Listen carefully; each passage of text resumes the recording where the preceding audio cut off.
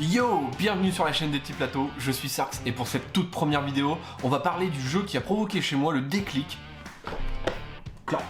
Clank est un jeu de 2 à 4 joueurs pour 12 ans et plus et des parties de 30 à 60 minutes, mais comptez davantage 60 minutes pour les premières parties. Dans Clank, on incarne des voleurs dont le but est de se faufiler dans l'antre de la dragonne et non du dragon, Nyctotraxian, afin de récupérer de précieux artefacts et d'accessoirement en ressortir vivant, le tout en faisant le moins de bruit possible. Mais passons sur le plateau pour voir ce que l'antre nous réserve.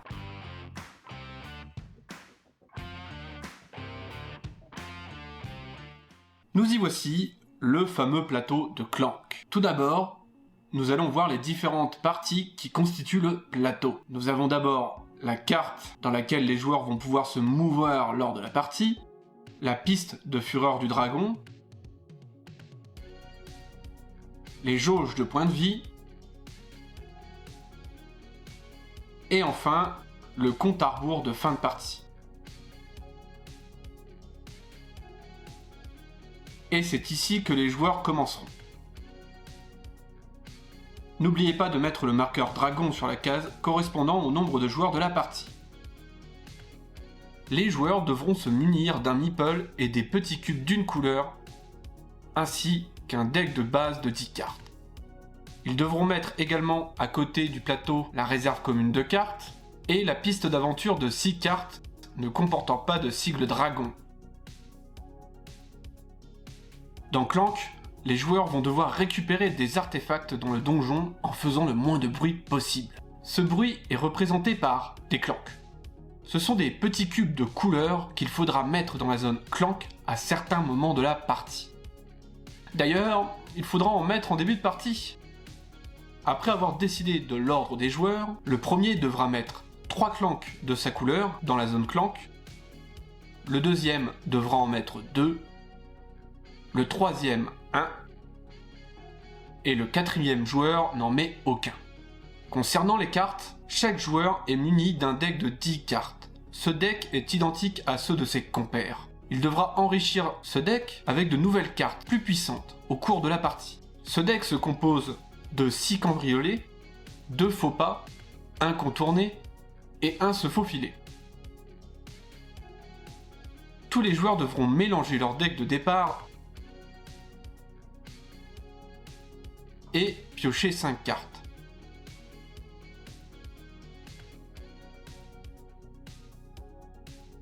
Ces cartes vous permettront de générer des ressources nécessaires pour faire certaines actions. À chacun de leur tour, les joueurs devront obligatoirement jouer toutes les cartes de leur main.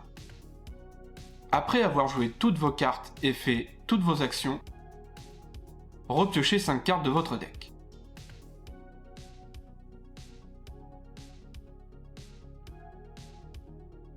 Et vous pourrez passer au joueur suivant. Enfin, si au moment de piocher votre deck est vide, prenez les cartes restantes et remélangez votre défausse afin de constituer un nouveau deck.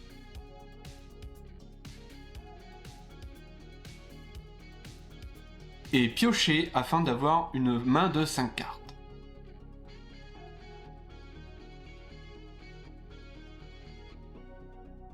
Il existe donc 3 types de ressources servant à diverses actions.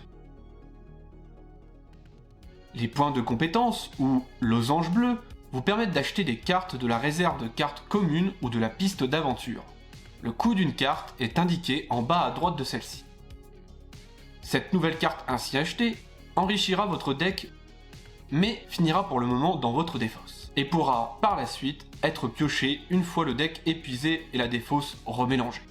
Si une carte est achetée ce tour-ci sur la piste des aventures, les emplacements manquants devront systématiquement être remplis par de nouvelles cartes du deck des aventures. Les bottes sont représentées par les carrés jaunes et vous permettront de vous déplacer de salle en salle, celle-ci étant reliée par un couloir représenté par ces lignes blanches, à condition de respecter les différentes règles spécifiques à celle-ci. Un logo de pas signifie qu'il vous faudra une botte supplémentaire pour emprunter ce couloir. Les couloirs comportant des cadenas indiquent qu'il faut au préalable avoir acheté un passe-partout au marché que nous verrons un peu plus tard. Et là où les têtes sont autant de ressources épées qu'il vous faudra dépenser pour passer. Mais on peut refuser de payer ce coût. Et pour chaque ressource épée non dépensée, il en coûtera 1 point de vie au joueur. Et enfin, la ressource épée citée précédemment permet de passer les monstres des couloirs, mais aussi de vaincre les monstres qui pourraient être présents sur la piste d'aventure. Seule la récompense spécifiée sur la carte est gagnée par le joueur victorieux de ce combat. Les monstres vaincus ne rejoignent pas votre défausse, mais une défausse à part, celle de la piste des aventures. A noter que toute ressource non dépensée est perdue à la fin du tour et ne peut donc pas être conservée au tour suivant. Donc, pour résumer, le premier joueur pioche 5 cartes. Il utilise une botte pour se déplacer sur la carte, paye le prix de son faux pas en ajoutant un clank dans la zone, et utilise ses 3 points de compétence pour acheter une carte qu'il met dans sa défausse. Défausse toutes les cartes utilisées, repioche 5 cartes, et c'est au joueur suivant de prendre la main. Sur la piste des aventures, nous pourrons y retrouver plusieurs types de cartes. Les cartes bleues, pouvant être achetées avec des points de compétence, les monstres, pouvant être battus avec des épées, et des cartes violettes, les cartes aubaines. Les cartes aubaines pourront être achetées avec des points de compétence, mais tout comme les cartes monstres, seul l'effet sur la carte est gagné au moment de l'achat. Ensuite, elle va dans la défausse des aventures. Vous pourrez voir aussi certains mots-clés apparaître sur les cartes avec leurs effets applicables. Acquisition indique que lors de l'achat et seulement lors de l'achat, le joueur pourra gagner la ressource indiquée. Apparition implique d'effectuer une action lors de l'apparition de cette carte sur la piste des aventures. Cet effet s'applique avant toute attaque du dragon que nous verrons juste après. Et danger représente un effet supplémentaire à appliquer tant que la carte est présente sur la piste des aventures. Et nous voilà enfin au cœur du jeu, l'attaque du dragon. Si une carte comportant le sigle du dragon devait apparaître dans la piste des aventures, cela veut dire que le dragon attaque. Il vous faudra alors prendre tous les clanks de la zone clank et les mettre dans le sac. Bien mélanger et tirer autant de cubes qu'indique le dragon sur sa piste de fureur.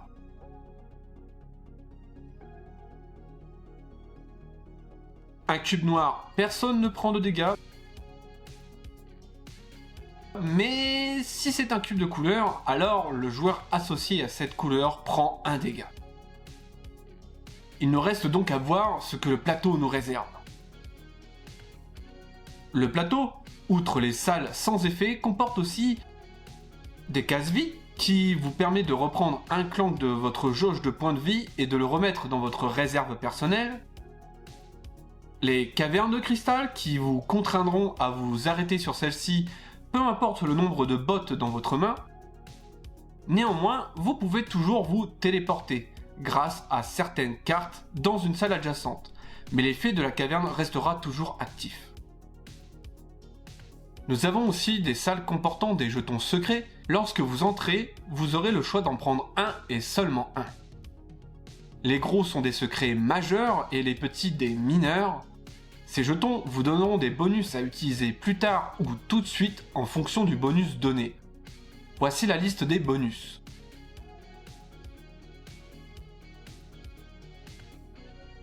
Il y a aussi la salle des idoles qui vous permettront à chaque entrée dans celle-ci de prendre une idole du singe, ceci n'augmentant pas la fureur du dragon. Que du bonus. Les cases marché qui vous permettront, si vous êtes dessus, d'acheter un objet en échange de 7 pièces d'or.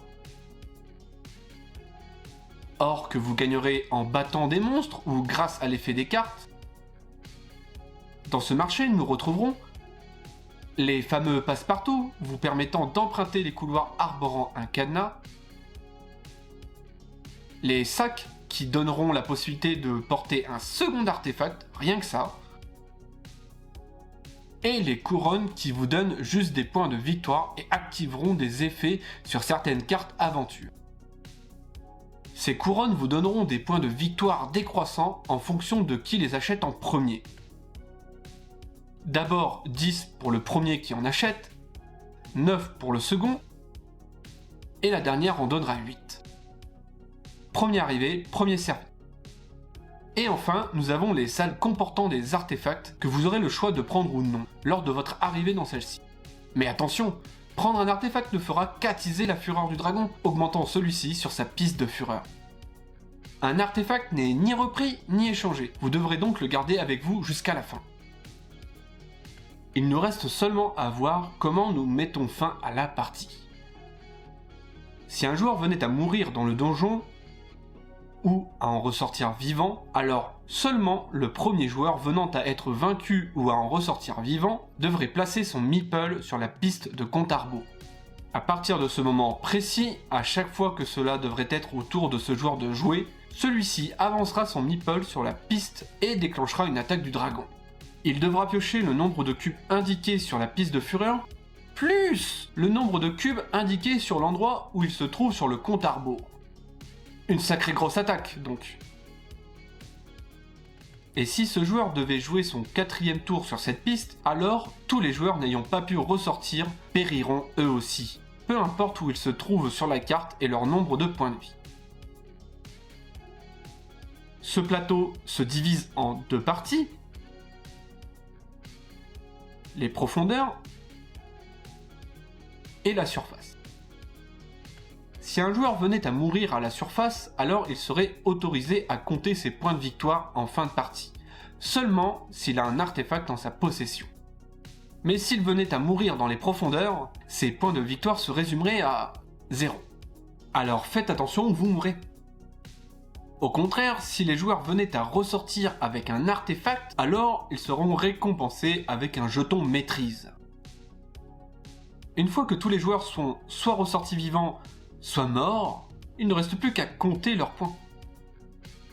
Les joueurs devront compter tous leurs points de victoire indiqués par ces chiffres verts sur leur artefact, les divers jetons qu'ils ont glanés lors de leurs aventures, mais aussi leurs cartes qu'ils ont achetées, en ajoutant à tout cela leur montant en pièces d'or. Si une égalité venait à arriver, le joueur possédant le plus gros artefact gagne.